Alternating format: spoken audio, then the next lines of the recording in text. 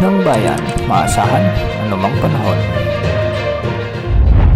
Magandang hapon po sa ating lahat. Narito ang latest weather update ngayong araw ng Miyerkules, March 20, 2024. Sa ngayon, umiiral pa rin ang mainit na easterlies na siyang dominanting weather system sa ating bansa. Magpapatuloy ang pagbugso nito sa malaking bahagi ng ating bansa hanggang sa mga susunod na araw. Sa ngayon, posible namang umiral muli ang northeast monsoon o ang amihan simula ngayong araw ng Miyerkules at magpapatuloy hanggang sa weekend. Posibleng makaapekto ito sa northern at central Luzon at posibleng ito na rin ang huling pagbugso ng nasabing weather system bago ang transition period ng tag-init o ang hot dry season sa ating bansa. Ang hot dry season ay siyang counterpart ng summer season ng mga bansang nasa temperate zone sa ating mundo.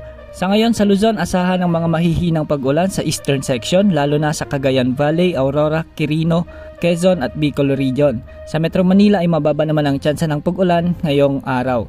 Sa Visayas ay magiging bahagyang maulap lamang ang mga kalangitan, ngunit may mga pulupulong pag-ulan na mararanasan sa bahagi ng Northern Samar, Oriental Mindoro, Marinduque at Romblon. Samantala magiging bahagyang maulap naman ang mga kalangitan sa Mindanao at posible ang mga pag-ulan sa may Central Mindanao at Davao region lalo na pagsapit ng hapon at gabi. Ngayong araw, posibleng pumalo sa 40 degrees Celsius ang maitatalang heat index o ang mararamdamang init ng katawan sa may Bacnotan, La Union at Cotabato City.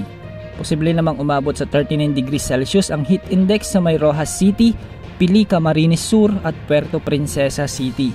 Pinag-iingat po natin ang ating mga kababayan sa banta ng heat stress at heat stroke na dala ng mainit na panahon sa mga nasabing lugar. Sa ngayon ay may nakataas na gale warning sa ilang bahagi ng ating bansa lalo na sa may Babuyan Group of Islands at sa may Batanes.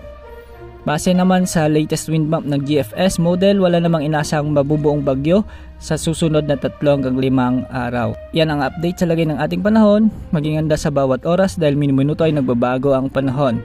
Ito po ang weather update ng bayan. Maasahan